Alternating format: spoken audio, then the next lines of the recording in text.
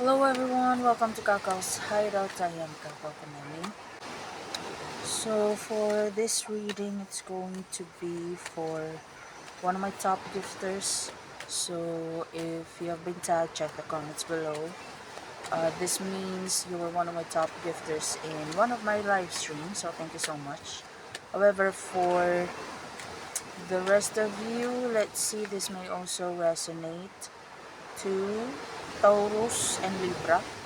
So maybe there is something triggering your insecurities or something that you feel like you lack.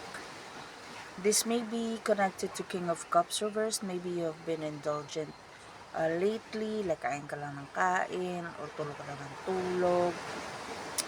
For some reason, I'm sensing depression. Siguro, ano ka lang, cellphone ka lang na cellphone, di ka lumalabas, wala kang physical activity, hindi ka nag-gym, hindi ka nag-jogging whatsoever.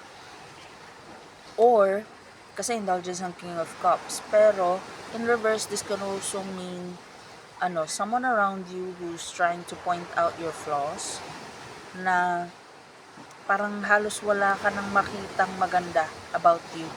Kasi lagi niyang pinopoint out yung mali, yung pangit, yung hindi karapat-dapat. So, maybe, ito yung, yung insecure na version ng self mo. Now, you have to do something about it kasi kung doon ka lang nakatutok sa pangit, parang paano mo ma-appreciate yung situation mo, yung sarili mo, yung mga accomplishments mo. So, paano ka gaganahang mabuhay?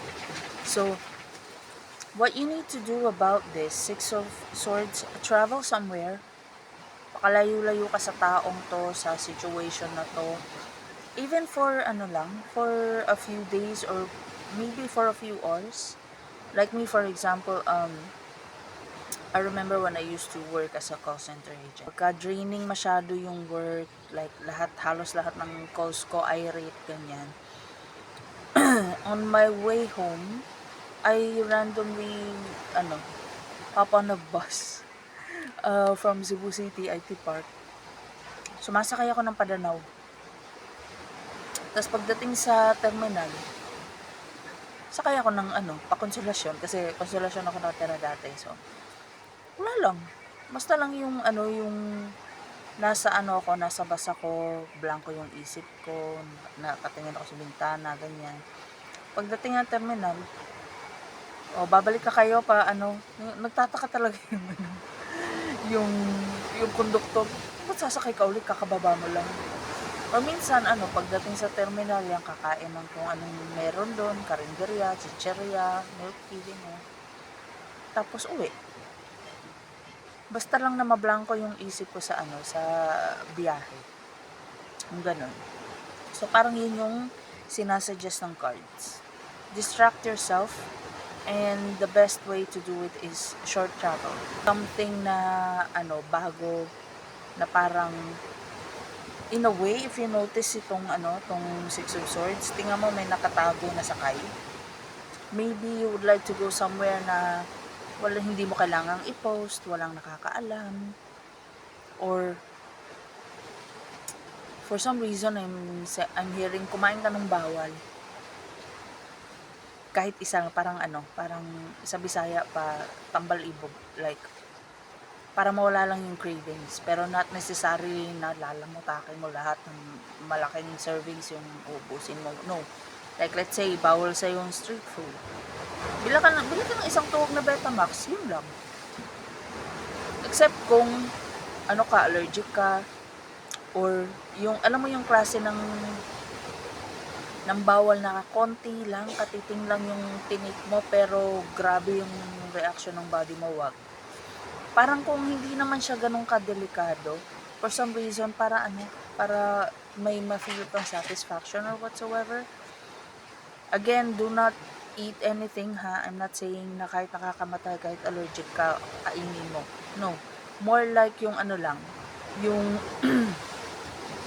yung pwede mo pa namang kainin, pwede mo pa namang i-consume, pero in moderation na lang. Let's say for example, yung street food, or pwedeng parang pinabawalan ka ng uminom, o bili ka ng isang pilsen, yun lang. Tapos uwi ka na. Something na parang parang hehehe moment mo na kumain ako doon, parang may nakatikim uli ako ng ganun, parang ganun. Pero not necessarily yung ikakapahamak mo. Parang something na parang ma-trigger yung satisfaction mo sa sarili mo na parang, ay salamat, I don't feel bad na ginawa ko yun. And I don't know how is it going to help you. Maybe because kasi yung insecurities mo yung natitrigger eh. Let's say pinagbabawalan ka ng mag-carbs o cheat day ka ngayon. Tapos bukas banat ka ng ng diet o mag-OMAD ka or whatsoever, kung ano man inaano sa iyo. Tawag nito, ina-advise sa iyo na activity. O balik ka sa nakasanayan. Kumbaga. Pero for some reason, I'm sensing you really need to travel kahit mga few hours lang away from home. And if you're going to do that, Emperor, parang yung pagmumuni-muni mo, parang mas marirealize mo yung accomplishments mo, yung mga magaganda about you, yung mga napagdaanan mo na survive mo, and at the same time, parang yun yung magti-trigger sa'yo na hindi ikaw ang failure mo. Na parang hindi porke parang mas angat na yung iba talunan ka na talaga. No.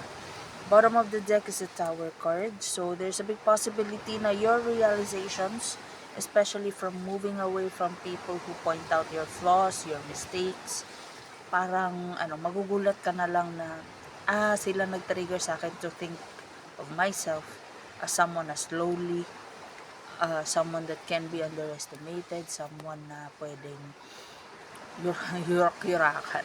So parang parang allow yourself na mag-isip freely. Hindi yung ang iniisip mo is kung anong dinidikta sa'yo, na failure ka, na wala kang nagawa, na wala kang accomplishment. So don't parang mag-focus ka dun sa nagawa mo na accomplishment, na-accomplish mo na kumpleto mo na hindi kinaya ng iba. Okay? And if you're going to do that, that's going to trigger yung passion mo ulit, yung motivation mo ulit to start all over again. Okay? Anyway, that's all I'm seeing here. If you would like to have a paid personal reading with me, just send me a private message.